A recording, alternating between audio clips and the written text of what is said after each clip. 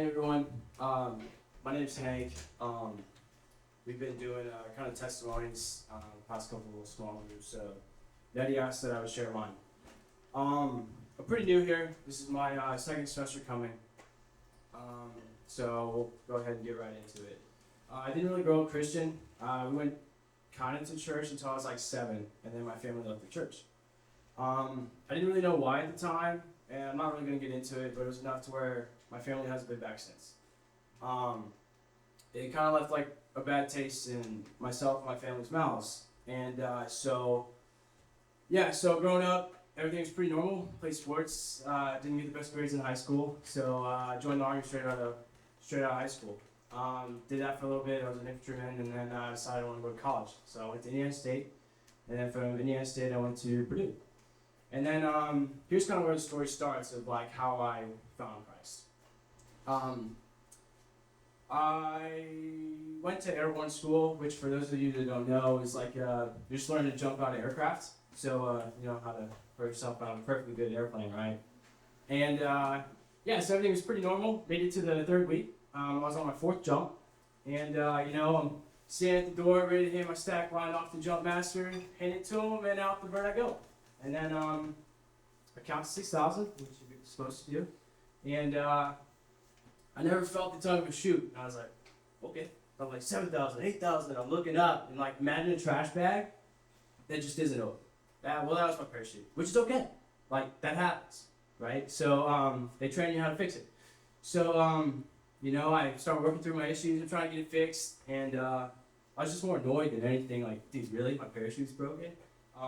So then I pulled my reserve. And I pulled my reserve and I find out, wow, my reserve is broken too. So when I pull it, it came open. It's kind of like a Chinese takeout box, if you will. You know, the way it's all like held together.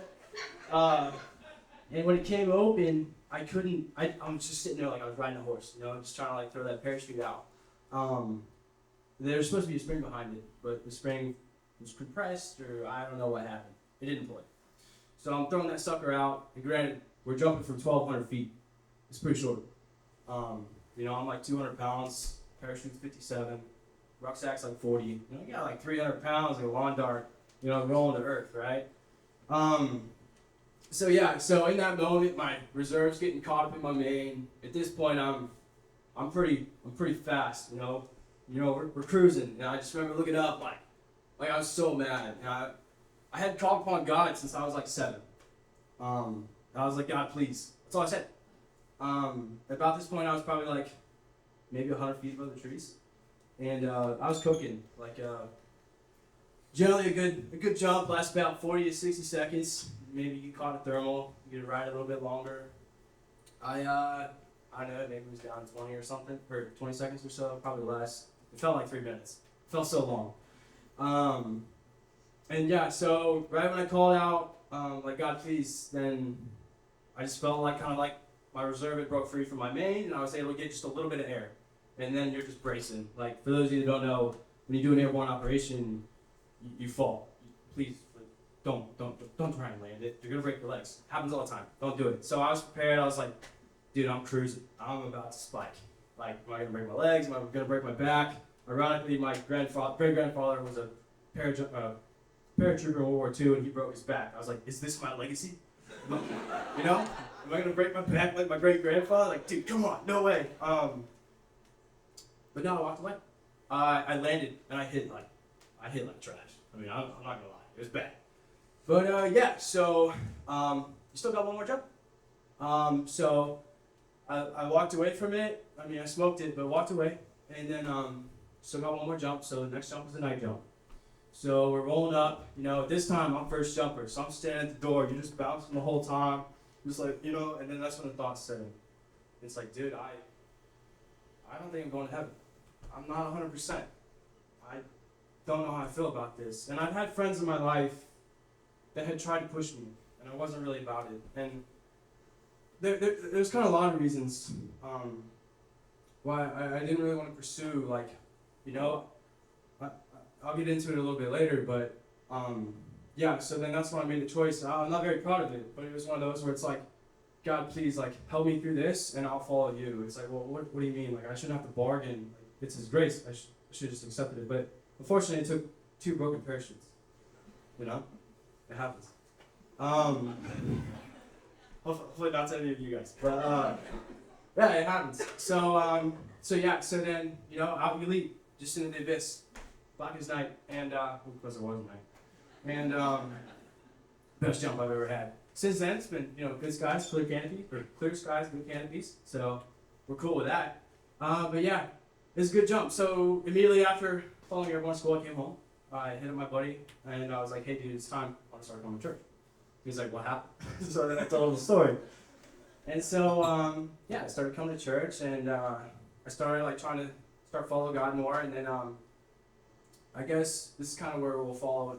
We'll kind of get into the pre and post. So pre accepting Jesus Christ in my life, there's a lot of stuff I tried to do, and I just couldn't quite get there. There's a pretty famous poem by William Henley. It's called Invictus. The military Googles over it for whatever reason.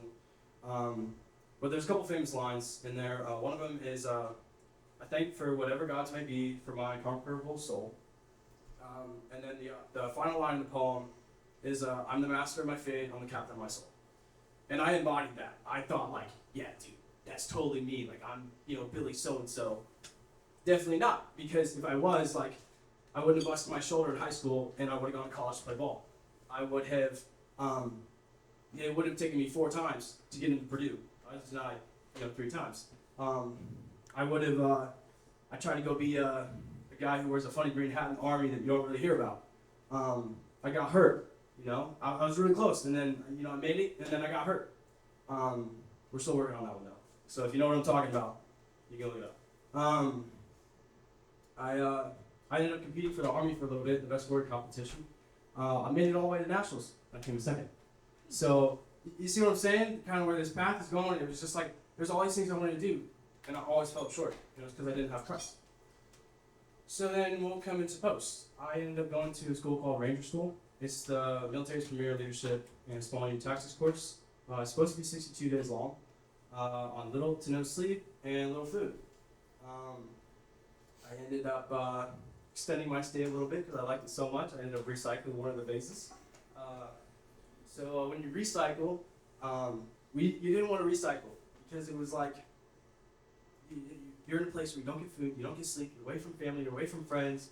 You're it just sucks. I don't know how to describe it to you guys. It's terrible. Go outside and it was one of the days it rained for 10 straight days and it never got above 50.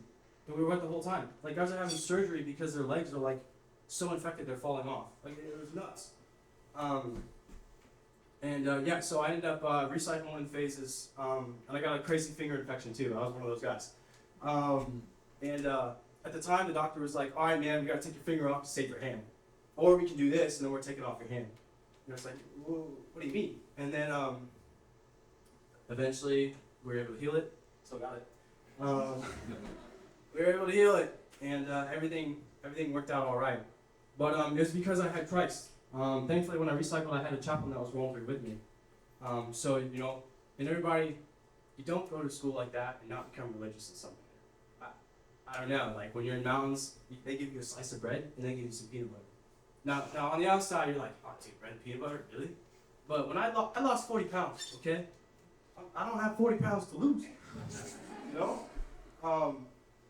But yeah, so I guess where I'm going with this is maybe some of you are on the fence about Christ, and for those of you that have accepted, awesome. But I know there's got to be someone out there that hasn't, and I was that someone, and it took a lot. Unfortunately, it took 2 failed parachutes. So where I'm going with this is there's lots of signs, okay? That you probably have in your life. So don't let it take 2 busted parachutes for you to be "Oh, I better get my life fixed," So that's my testimony. I'm not the most proud of it, how I came, but it's my story, and so thank you guys for listening. So my name's Ben. I did not jump out of any airplane. Did not bust my leg, but Hank, thank you so much for sharing. I'm really excited about what we're seeing through the testimonies, what we're hearing, because each person comes to God their own way. And that is how unique you are and how unique He has created you and has placed you in different ways to draw you and pull you in. And so I just really appreciate that. If you get asked to give your testimony, you might not feel like you're ready to do that. Maybe that's something you're scared to do. We want to be able to help you to be able to share that, be able to tell others. So tonight, my name is Ben, and I'm the campus lead here, and we are continuing our series on making decisions. Tonight's talk is going to be about dating, and a few weeks ago Danielle spoke on making decisions on friendship, and so we're kind of moving in a different direction there, a little bit deeper into relationships, I guess you could say. I got asked, okay, so it seems like you've talked about this before. Somebody else has talked about this. And I'm going to tell you that we tend to have a talk something like this in February time of the year because it is very common. I don't know if anybody else knows what's happening in 14 days. There is something for those guys that are in the room that are dating someone or married. I do know we have some married people. There's a thing called Valentine's Day that you will make sure you acknowledge at least. I know that for some people that's something that you don't want to acknowledge. You are single and you just are like, okay, I really don't want to deal with this. But that's one of the reasons. Now, my talk is not one that I created all new notes. I went different scriptures, so hopefully this is giving us a different perspective and really going to help you.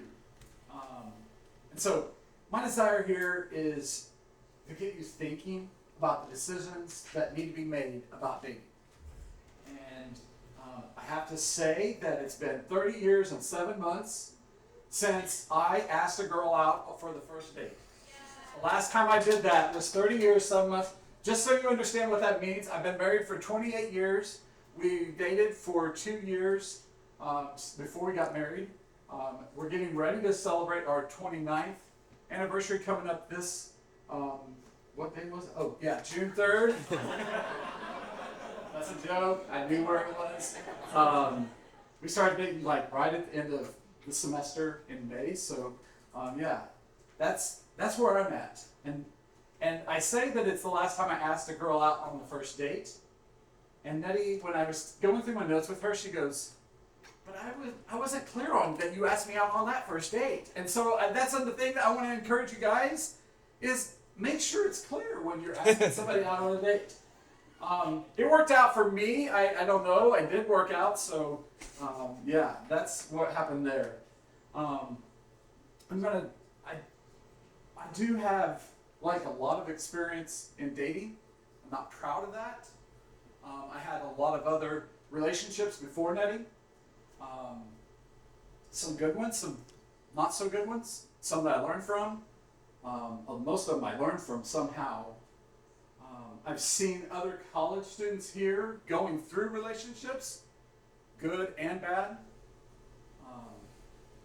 When I was a teenager, I found my identity in relationships. I felt like I had to be in a relationship for myself to be whole. I thought that's who people saw me as, is who am I dating? Who am I with? Back then that was like, she wore my class ring. Like, I don't know if that, or my leather jacket, or that kind of thing. That was high school, you know. And so then, I actually had a relationship, and I'm going to confess to you, I had a relationship that I was in for almost 2 years. That was not a good relationship. I actually would say that there was a physical relationship that shouldn't have happened, a sexual relationship. And even to the point that I gave her a promise ring. Anybody know what a promise ring is? Is that something just from the 90s? Okay, maybe it's just from the 90s.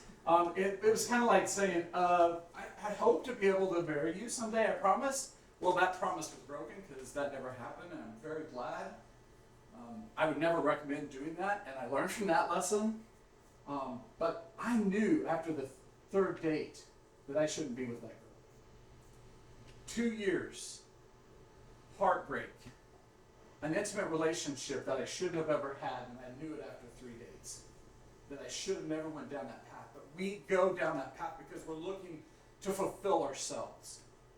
And so that's some of the things I'm going to be talking about are just, I don't want you guys to have to go through that. I want you to be protected, and that might have already happened to you. And you maybe want to talk about some of these things, and I'm here to go through that with you, to talk about it. We're also going to be talking from a biblical base about dating. Well, Ben, where do we find that in the Bible? Guess what? We don't.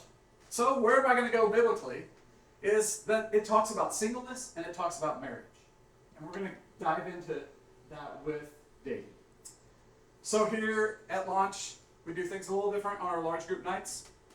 We start off with some time where you guys are going to get together with 4 or 5 people. I'd encourage you to find 4 or 5 people that are around you that you don't necessarily know as well. Tonight, it does not have to be the same sex. It can be mixed. It's okay. We're talking about dating.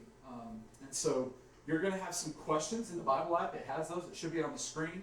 The first questions are right there. So get in your groups. Go through those. The first question, make sure answer that, but not just a yes or no, but why? Why or why not? Okay?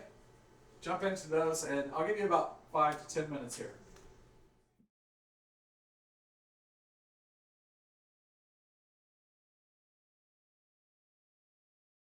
All right.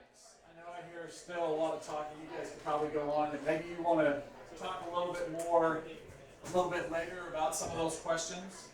That first question that I asked, unique little question there. Should I set a curfew for yourself?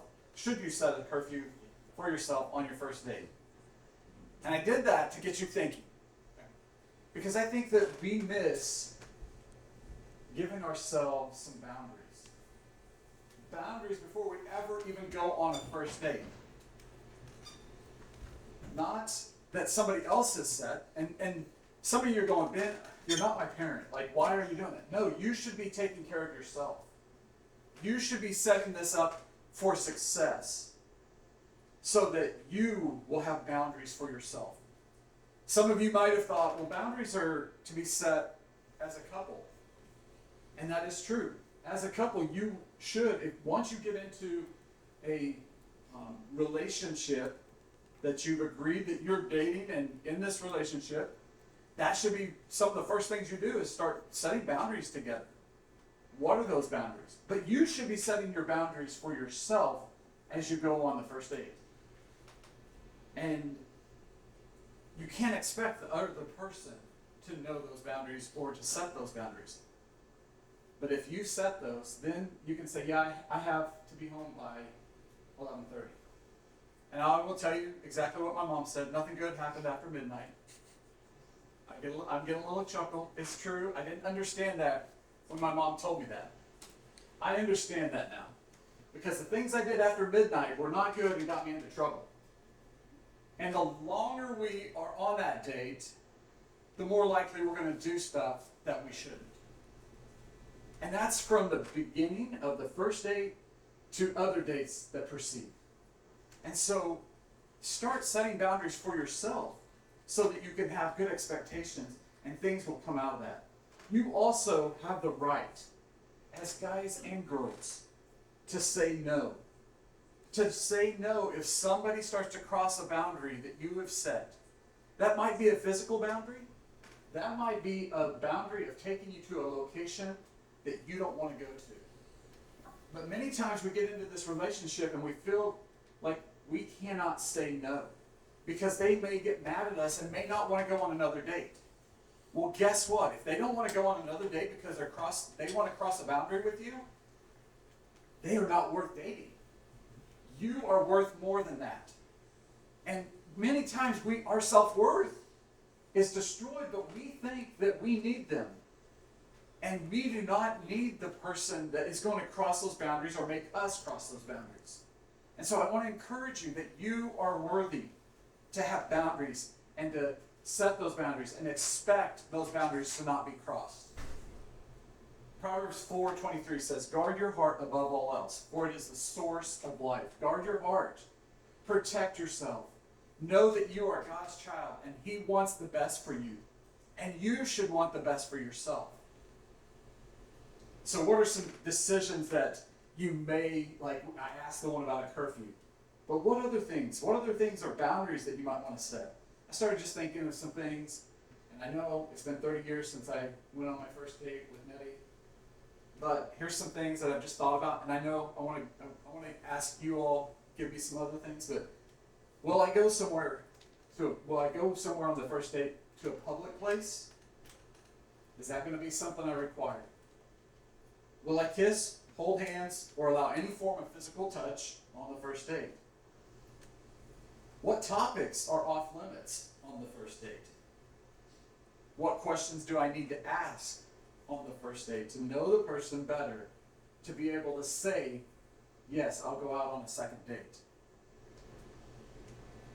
Will I tell others that I'm on this date? Guys, I've seen so many people here hide relationships from the community because they know it's the wrong relationship and they shouldn't be in it. And so they don't tell anyone else because they're afraid somebody's going to say, hey, I don't know that that's really a good idea.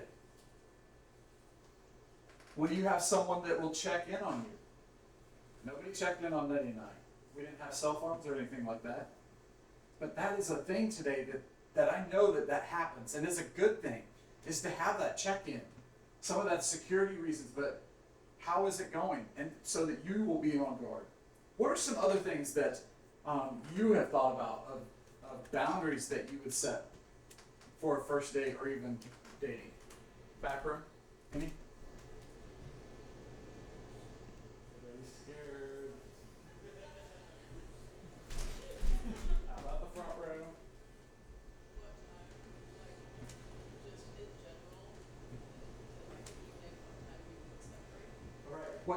What time in general would you separate? So giving yourself a curfew of when you will separate. Okay, anything else in the front room?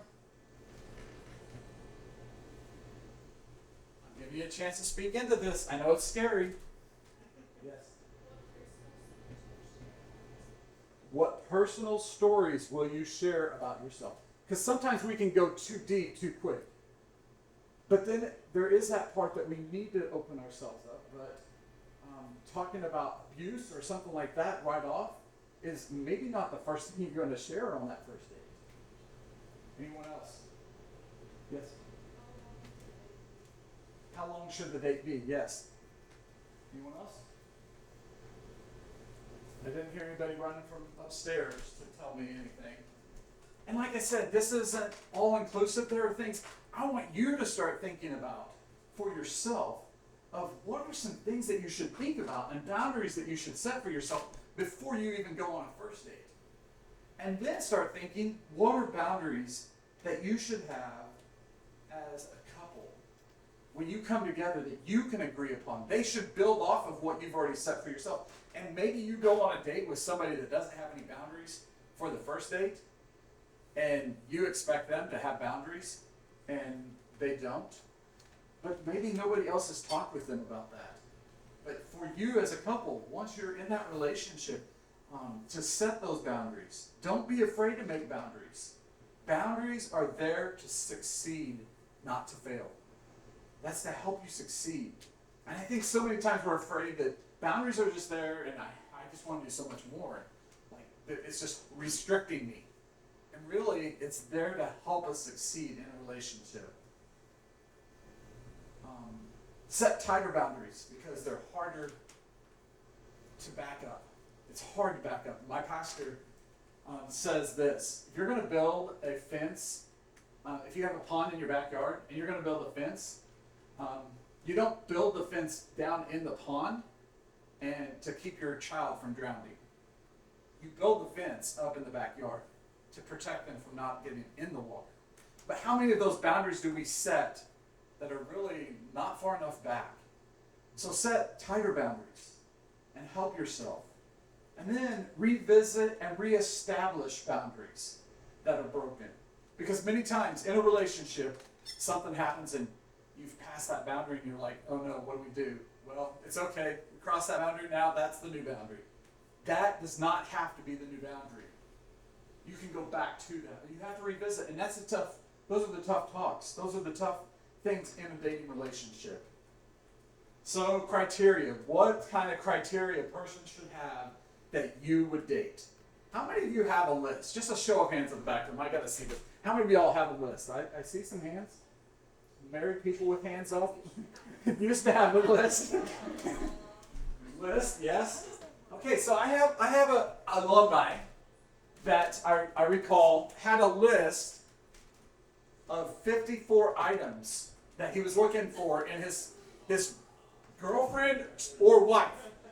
And some people are like, whoa, I just saw that. That's what I told him. I'm like, dude, that's way too many items to expect a girl to actually meet. Like, that's just a lot. So I reached out to him. He is married. I'm really glad to say he's married. And some of you are laughing, going, man, 54 items. How many of those did she meet?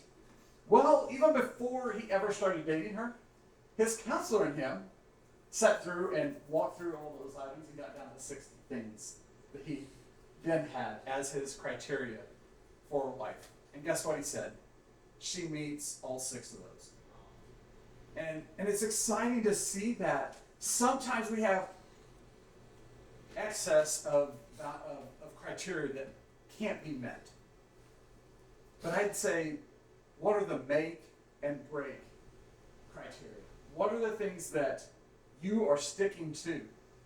That you said, I am not going to accept somebody or be with somebody that has this. And stick to that. But some of those things change. Some of those things, oh, I put this together like when I was in 8th grade, and you've been holding on to that and you won't let go. You won't let go of some criteria you created when you were in 8th grade. What is that, like 13, 14? And here you are, you didn't know anything about dating. And yet, you won't let go of that thing. And so maybe you need to take some of those things off, and maybe you need to look and reprioritize and understand what that list looks like. Because it is important for us to have criteria and not just to settle for, well, they're breathing, I'm going to take them. They've got 2 legs, 2 arms, 10 toes, 10 fingers. That doesn't always work, because one of my friends, his child had 12 fingers. And that blew my mind. Like, that was kind of a weird thing. So, just think about how that list of criteria you should look at.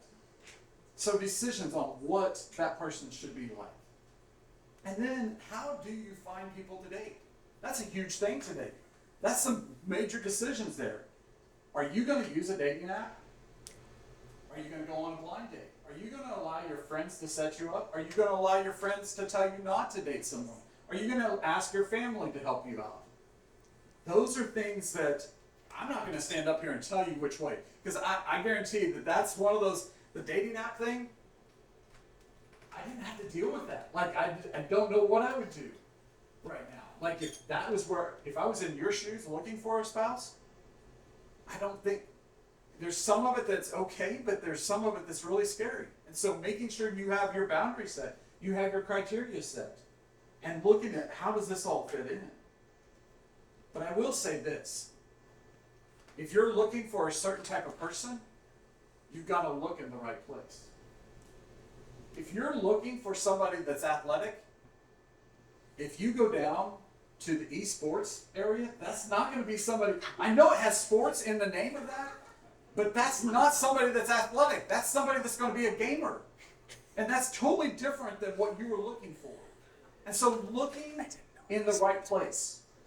If that has somebody that has faith, you need to be looking for someone that shares the like faith with you.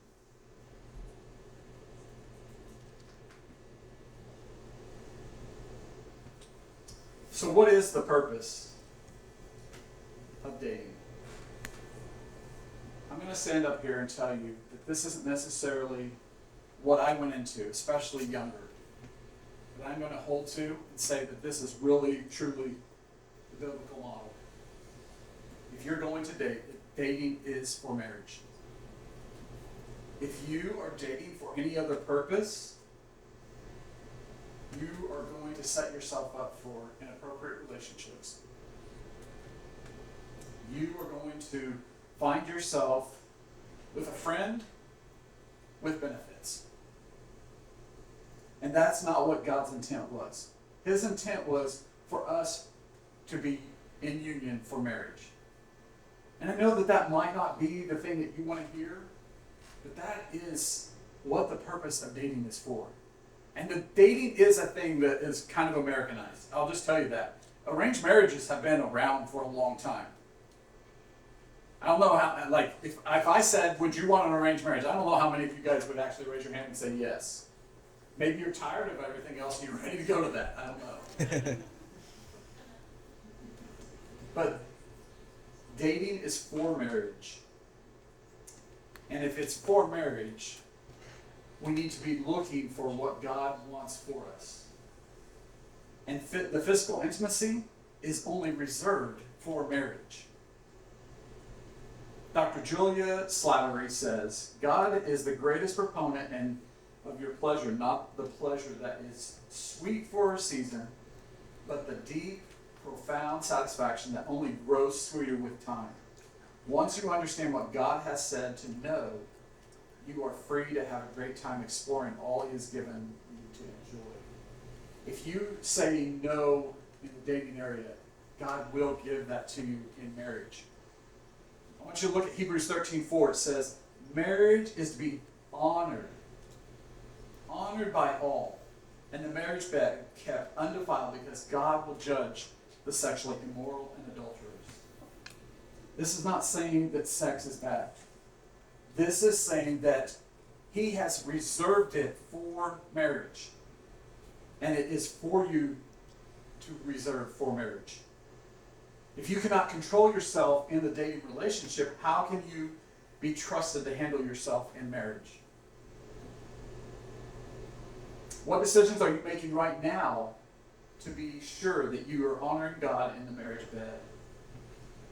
If you have already defiled the marriage bed, you can be restored by seeking forgiveness from God and turning from the ways of your past. I can tell you that I had to do that. I had to do that to be able to enter into the right relationship with my wife. If you have been a victim of sexual abuse or assault, it's not your fault. And you are redeemed by Jesus Christ. Sexual sin is a major problem that we have going on all around us. And we have talked about sexual sin in the past here at Launch. If you want to talk about that, come talk with us as staff. It is something that everyone has dealt with. So what is the purpose of marriage? If the purpose of dating is for marriage, then we need to know what marriage is for. 3 things: procreation, companionship, and glorifying God. So procreation, Genesis 1:28 says, God blessed them and He said to them, be fruitful and increase in number and fill the earth and subdue it. And then Psalms 127:3-5 says, children are heritage from the Lord, offspring are a reward from Him. Like the arrows in the hand of the warrior are children born in one's youth. Blessed is the man whose quiver is full of them. I know that that's not an exciting verse for you right now as college students. That might be a scary verse for you right now. But that is part of marriage. That is a part of what God created the union of man and wife for, is to fulfill and fill and increase and be fruitful and multiply the earth. And then the second thing is companionship. It goes on in Genesis 2:18. Danielle used this in relationships. We're going to use it again tonight in dating to define what marriage is for. It says, then the Lord God said, it is not good for the man to be alone. I will make a helper corresponding to him. And that idea that we are not good alone. We need a helper. That is not somebody to dominate over you. It's a helper. It's the one that comes beside you. These words, helper and companion, they are ones who rely on one another and to build one another up. is to be a place of comfort. Marriage is to be a place of comfort and support. But marriage also takes work.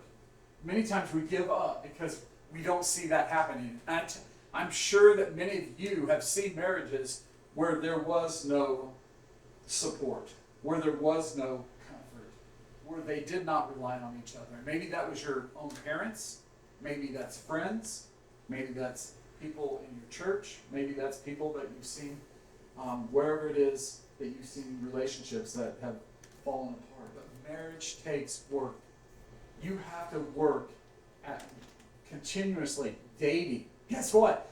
Dating is not just for before you get married. You got to continue that even into marriage. I used to tell my daughters, hey, mom and dad are going out tonight because we're going on a date. Because if we don't keep our relationship connected, then you're not going to have a mother and a father that are still together. It's important for you to have that dating relationship even through the marriage. And so, glorifying God, the third thing there. Marriage relationship is to help each other grow closer to God while showing others the love that God has for all of us. 1 Corinthians 10:31 says, so whether you eat or drink or whatever you do everything for the glory of God. Everything that we do is to glorify God. Dating, marriage, it all is to glorify God. The second part about glorifying God, we cannot glorify God in our marriage as a couple if one person in the couple is not a Christian. The individual can glorify God, but the marriage relationship will not glorify God. 2 Corinthians 6:14 says, do not be yoked together with those who do not believe. For what partnership is there between righteousness and lawlessness? Or what fellowship does light have with darkness? And this is that terminology that's used in the Christian realm, unequally yoked. And I don't know if you've ever heard that or seen that, but that's the idea that they don't equal, they don't match. So if you're a Christian, you should date a Christian. If you are a Christian and you're not dating a Christian, then you're unequally yoked.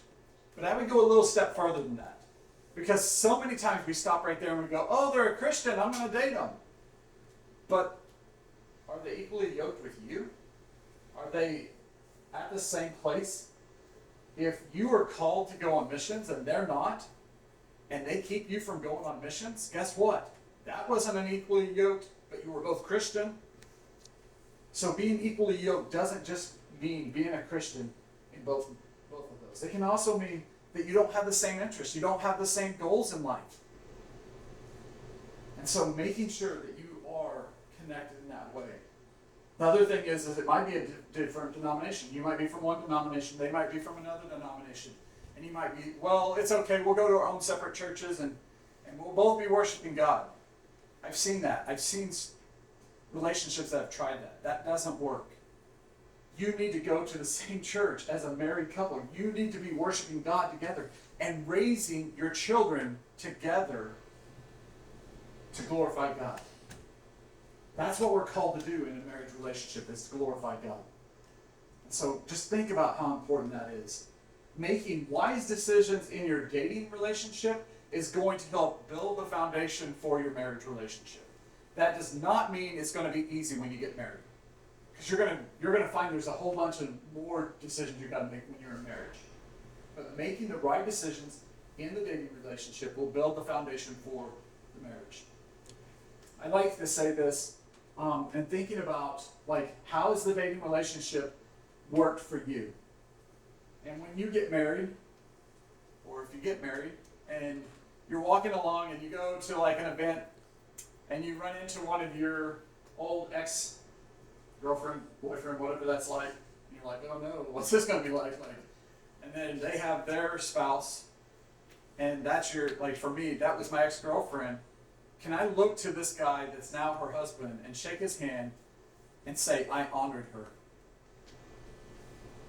I respected her. I didn't cross any boundaries.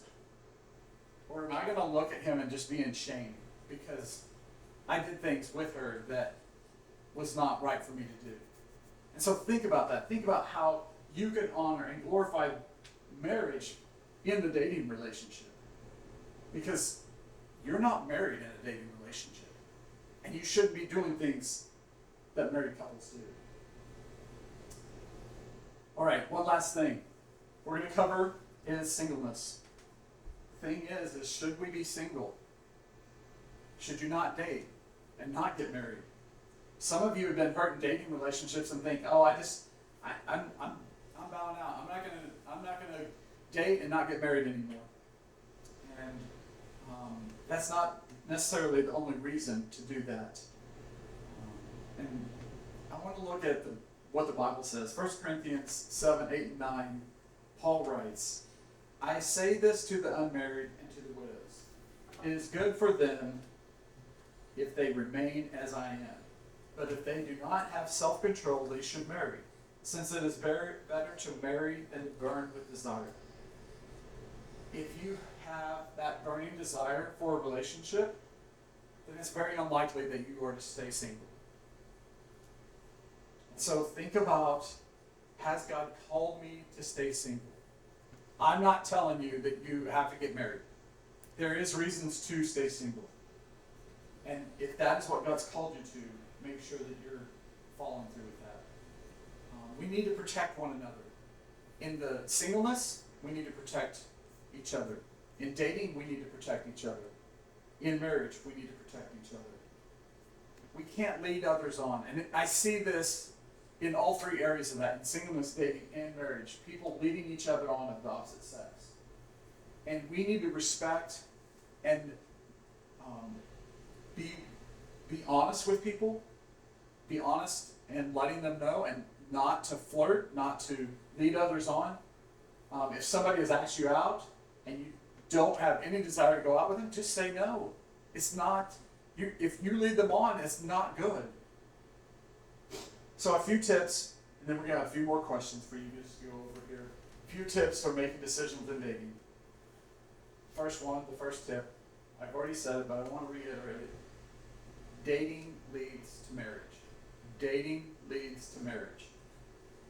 Second one, dating as a social activity is not setting yourself up for success. The third one, date someone that will be your best friend for life in marriage. Your best friend. I want you to think about just a friend, like your friend that is of the same sex that you went to elementary school with. Did you ever have problems? Did you ever get into arguments and stuff? Yeah. Guess what? A marriage you are too. But they're going to be your best friend, and you're going to draw closer and that's what you should be looking for in a dating relationship, is somebody that can become your best friend for life. Make decisions about who you will date, boundaries as individuals, boundaries as couples, criteria of the person you're to marry before you ever face it. Before you ever face any of that, you need to be making decisions about that. Because once you face it, it's harder to make the decision on the spot. But if you've been making those decisions, all you're doing is finalizing that decision on the spot.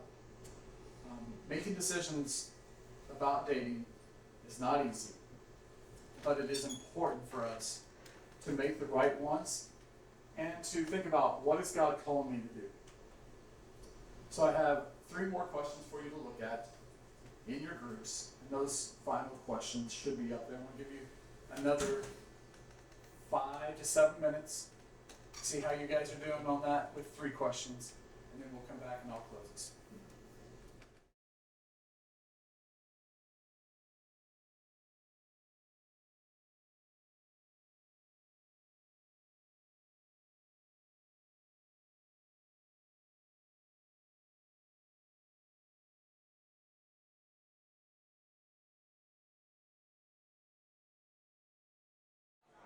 There's still conversations still happening. I encourage you, if you want to continue those, feel free to continue those after we're finished tonight. If you guys had other thoughts, things that you didn't feel like I addressed in your question, feel free to come up and talk to me, come up and talk to our staff. We are here to help you. We're not against you. We do have high standards that we want, but we also are just as human as you, and we've all made mistakes. We've all done things that we shouldn't have. There is no perfect dating relationship, and if they say they had a perfect dating relationship, they're liars. So I'm here. So is the rest of the staff. So if there's anything that you want to discuss, let us know. If you've made some kind of decision tonight of boundaries that you would be setting for yourself, I want to encourage you to share that with somebody of the same sex. One of the things is that's not necessarily something you have to share with somebody of the opposite. Matter of fact, I wouldn't share it with the opposite sex until you're into that dating relationship, and that's a boundary that you're setting with the other person. But share that with somebody of the same sex. And what that does is helps us solidify the decision that we made. And then it also helps us because by telling them, it gives them permission to ask us how it's going. And that's accountability. And so if you've made some kind of decision, I'd encourage you to do that. One last thing as I get ready to close. I know we have some married couples in the rooms. Yes. Was there anything that any married couples wanted to add to what I said about dating? Looking back to the bathroom. They're kind of looking down. They're not sure. Anyone in here? All right. Julie said I did good. Anyone?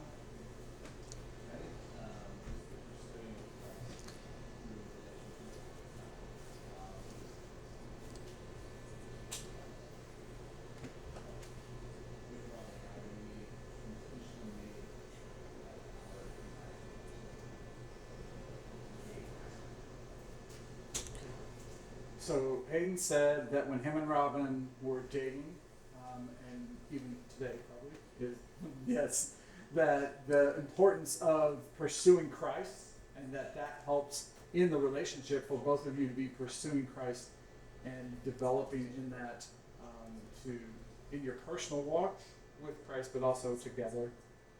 Did I get that right? Yeah, that was a thumbs up. And Robin is going to add on to what Hayden said. Go ahead, Robin.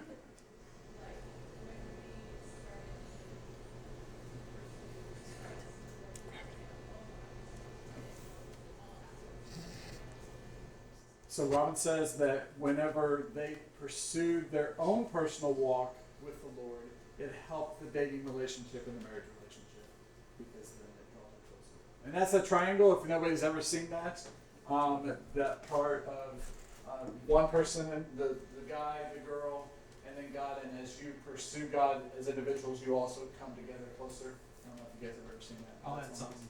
Yeah, Dennis is going to add something. Although quiet times, Bible studies are good.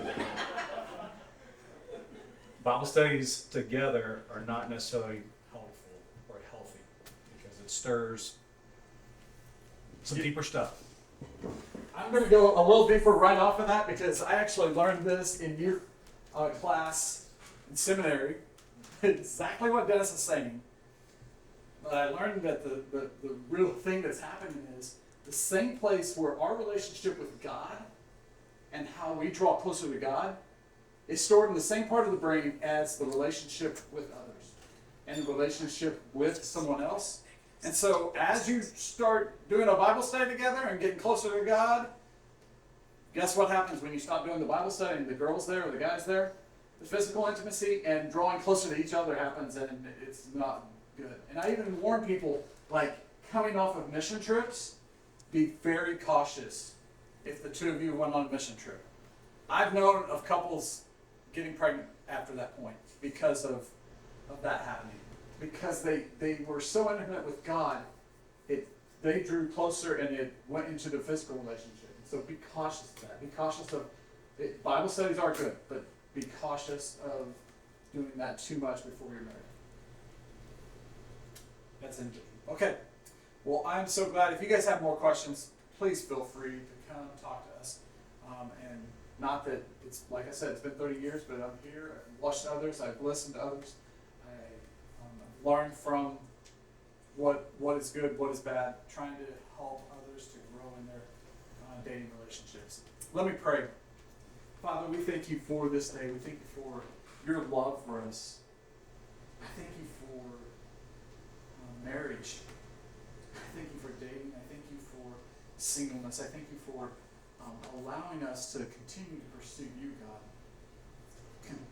Pursue you through relationships, and how that is what you use, even on this earth, to populate the earth, is the marriage relationship. Father, I thank you for your love for us, that you didn't leave us lonely, that you gave us helpers.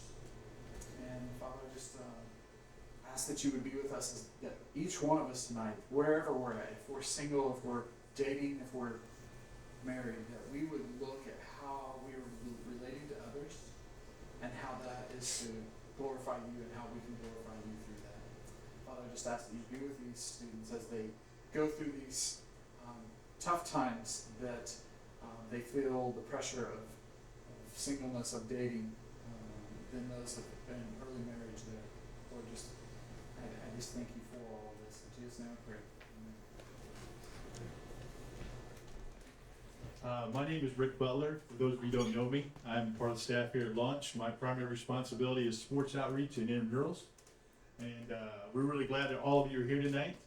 One of the things we like to do on large group night, we'll be in small groups for the next couple of nights, but when we do have large group, we like to do something after TNT for those of you who want to hang around. Last time we went bowling. Tonight we're going to hang around for some games, and we have sherbet floats, also known as punch, Charles. Okay.